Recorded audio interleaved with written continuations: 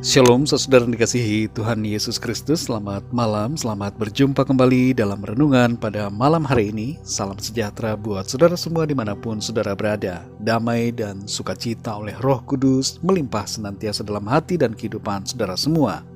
Sebelum kita mendengarkan renungan firman Tuhan, mari sama-sama kita bersatu hati dan berdoa. Bapa kami yang di sorga, Bapa dalam nama Tuhan Yesus Kristus, kami mengucap syukur untuk kemurahan-Mu, pimpinan-Mu, penyertaan-Mu di sepanjang hari ini, dari pagi, siang, sore hingga malam ini. Kami bersyukur untuk kekuatan, hikmat, dan pertolongan Tuhan, sehingga kami dapat melalui hari ini dengan baik, penuh sukacita dan damai sejahtera dari Tuhan. Pada saat ini kami mau mendengarkan sabda firman-Mu, urapi setiap kami ya Bapa, berbicaralah, kami siap untuk mendengar. Dalam nama Tuhan Yesus kami berdoa. Haleluya. Amin. Saudara yang dikasihi Tuhan, ayat renungan kita pada saat ini terdapat dalam kitab Ayub pasal yang ke-8, ayat yang ke-20 sampai ayat yang ke-22. Tertulis demikian. Ketahuilah, Allah tidak menolak orang yang saleh, dan Ia tidak memegang tangan orang yang berbuat jahat. Ia masih akan membuat mulutmu tertawa dan bibirmu bersorak-sorak. Pembencimu akan terselubung dengan malu, dan kemah orang fasik akan tidak ada lagi. Saudara yang dikasihi Tuhan, Bildad, orang Suah, sahabat Ayub, berusaha menemani dan menghibur Ayub dengan kata-kata yang menguatkan dan membangun imannya. Memang saudara Bildad dan dua orang sahabat Ayub lainnya secara umum bersalah karena telah menghakimi Ayub dan memandang Ayub mengalami penderitaan karena dosa-dosanya. Tapi banyak dari perkataan mereka merupakan suatu kebenaran yang perlu kita pahami. Bildad dalam ayat ini mengatakan suatu nubuatan bagi Ayub bahwa Tuhan akan kembali membuatnya tertawa dan bersorak-sorai. Tuhan akan memulihkan hidupnya, bahkan keadaannya yang akan datang akan jauh lebih baik daripada keadaannya yang dahulu sebelum ia tertimpa kesusahan. Dari ayat-ayat ini saudara, kita mengerti beberapa hal, bahwa pertama, Tuhan ada di pihak orang benar dan membela dengan kekuatannya. Di ayat yang ke-20 tertulis, ketahuilah, Allah tidak menolak orang yang saleh dan Ia tidak memegang tangan orang yang berbuat jahat. Orang yang hidup dalam kebaikan dan kebenaran, yang beriman percaya kepada Tuhan, pasti akan mengalami pembelaan dan pertolongan oleh Tuhan. Meskipun untuk waktu yang sementara harus menghadapi berbagai kesulitan. Kalau saat ini ada di antara kita yang mengalami kesusahan atau penderitaan, jangan biarkan diri kita kemudian melenceng menjauh dari firman Tuhan.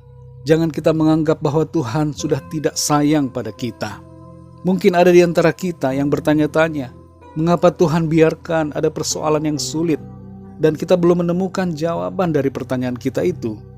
Tapi dalam kebingungan dan ketidakmengertian kita, biarlah kita tetap berpegang pada firman Tuhan dan hidup dalam kebenaran firman-Nya.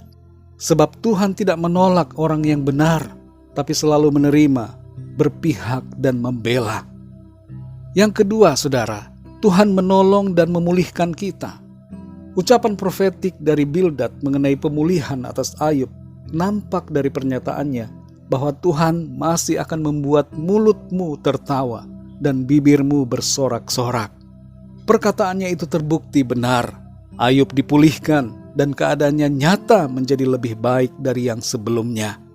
Walaupun ada persoalan yang terjadi, saudara, jangan biarkan pikiran kita putus asa dan meniadakan pengharapan kita di dalam Tuhan. Tuhan yang berpihak pada kita akan menolong dan memulihkan kembali keadaan kita. Ada jalan keluar, ada solusi, ada mujizat pertolongan di dalam Tuhan. Amsal 24 ayat 16 berkata, sebab 7 kali orang benar jatuh, namun ia bangun kembali. Tetapi orang fasik akan roboh dalam bencana. Mengapa orang benar bangun kembali? Sebab ia dipulihkan Tuhan. Tuhan menolong dan mengadakan pemulihan bagi hidupnya.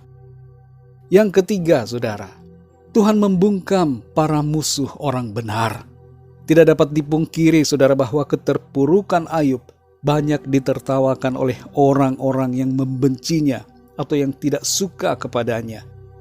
Dalam kehidupan kita, tanpa kita sadari ada banyak orang yang akan tertawa saat melihat kita terjatuh, saat kita ada dalam kemalangan. Tapi jangan biarkan hati kita panas karena keadaan itu. Biarkanlah mereka dan tetaplah hidup dalam iman kesetiaan kepada Tuhan.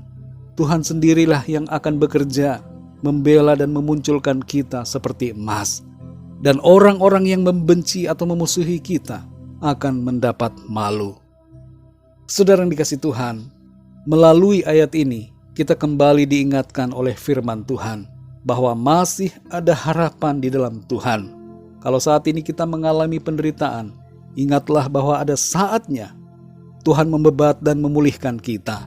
Ia akan mengangkat kita dan menjadikan kita alat bagi kemuliaan nama Tuhan lewat pertolongan, mujizat, dan pemulihan yang kita alami. Mari kita berdoa saudara.